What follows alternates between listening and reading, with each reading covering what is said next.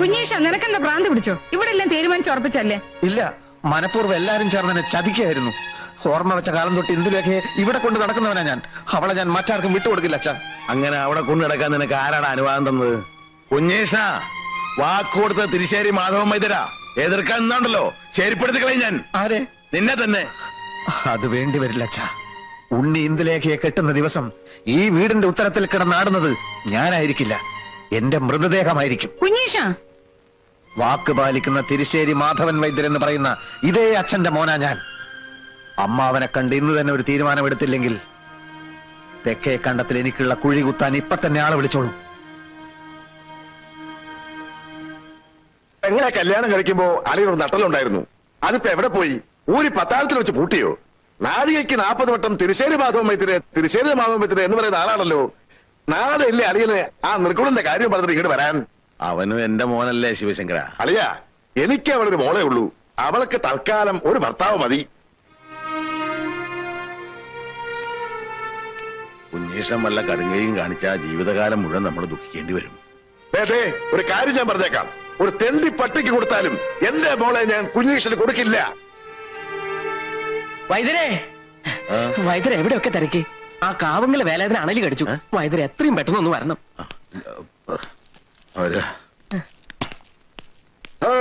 കുഞ്ഞീഷ്ട എന്തായി? അവിടെ നിൽക്ക. അമ്മാവൻ എന്ത് പറഞ്ഞു?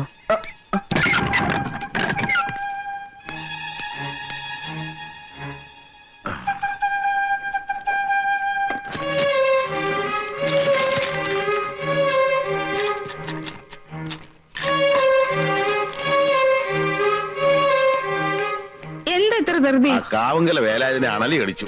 ഉടനെ പോയേ പറ്റൂ. അണലിയല്ല, രാജവമ്പാല കടിച്ചാലും എനിക്ക് പ്രശ്നമല്ല. അച്ഛൻ പോയ കാര്യം പറ. ഞാനിവിടെ കിടന്ന് തീ തിന്ന. കുറച്ചുകൂടെ തീ തിന്നുക, എന്നിട്ട് അതിന്റെ കൂടെ കുറച്ച് മണ്ണോടെ കഴിച്ചോളൂ. ഒന്ന് ആളി പടരട്ടെ, എന്നാലും അതിന്റെ ബുദ്ധി ഒന്ന് ഉണരൂ.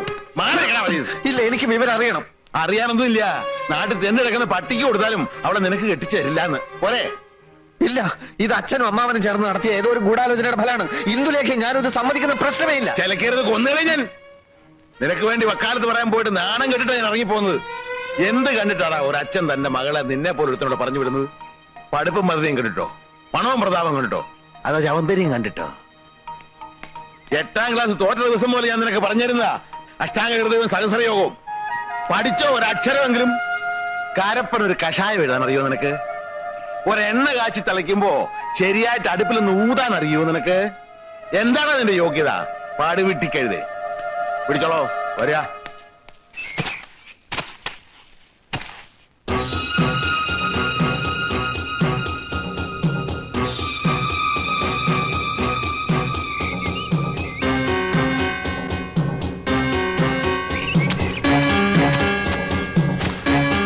അമ്മാവാ,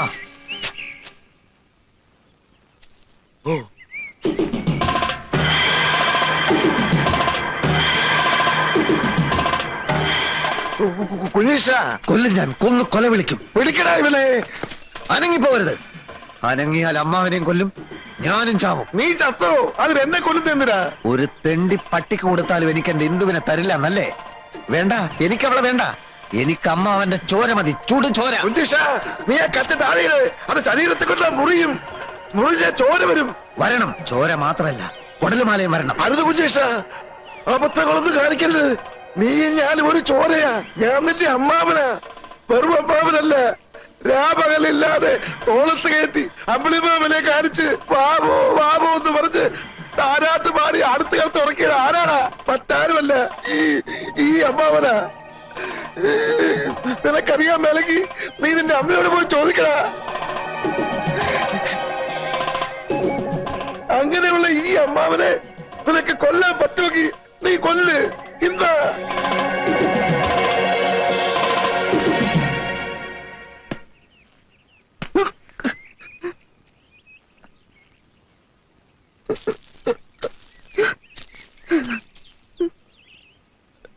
ഈ കത്തി ഒന്നും വേണ്ട.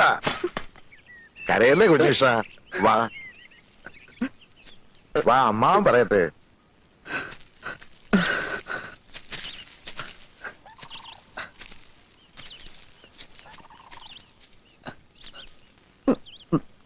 നിനക്കെന്താ ഭ്രാന്ത് പിടിച്ച കുഞ്ഞിഷ്ട? ഭ്രാന്തൻ കുമാരന്റെ അളിയനാവാൻ പോകുന്ന ആൾക്കും ഇത്തിരി ഭ്രാന്ത് ഉണ്ടാവുന്നതല്ലേ നല്ലത്? കുഞ്ഞിഷ, നമ്മളൊരു വിത്തുമാകുന്നു, വളമിടുന്നു, വെള്ളമൊഴിക്കുന്നു, അത് ചെടിയാകുന്നു, ദാ ഇതുപോലൊരു മരമാകുന്നു, ഒടുവിൽ പൂക്കുന്നു, കായ്ക്കുന്നു, കായ പഴുക്കുന്നു. പഴുത്ത ആ കായെ മറ്റൊരുത്തൻ തട്ടിക്കൊണ്ടുപോയാൽ നമുക്ക് സഹിക്കോ കുഞ്ഞിഷ? അതുപോലെ നിന്റെയും എന്റെയും നിന്റെ അച്ഛന്റെയും അമ്മയുടെയും വേർപാടാ ഉണ്ണികൃഷ്ണന്റെ MBBS, നമ്മുടെ എല്ലാം കഠിനാധ്വാനത്തിന്റെ പഴം. ആ പഴം വേറെ ഏതോ ഒരു തറവാട്ടുകാർക്ക് കൊത്തിപ്പറിക്കാൻ കൊടുക്കണോ കുഞ്ഞീഷ? അതൊഴിവാക്കാൻ വേണ്ടിയാണ് ഇന്ദുവിനെ ഉണ്ണീഷൻ തന്നെ കെട്ടണമെന്ന് ഞാൻ പറയുന്നത്. ഇത്രയും നല്ലൊരു ഉദ്ദേശം അമ്മാവന്റെ മനസ്സിലുണ്ടായിരുന്നെന്ന് ഞാൻ അറിഞ്ഞിരുന്നില്ല. പക്ഷെ അമ്മാവനൊരു കാര്യം മറന്നു. അതേത് കാര്യം? അത് എനിക്ക് പഠിപ്പും വിവരമില്ലല്ലോ. അതുകൊണ്ട് തന്നെ നല്ലൊരു തറവാട്ടുന്ന ഒരു പെണ്ണിനെ കിട്ടാൻ വലിയ പ്രയാസ. അഥവാ കിട്ടിയാൽ തന്നെ വേലയും കൂലിയില്ലാത്ത എന്നെ അവർ ബഹുമാനിക്കൂ.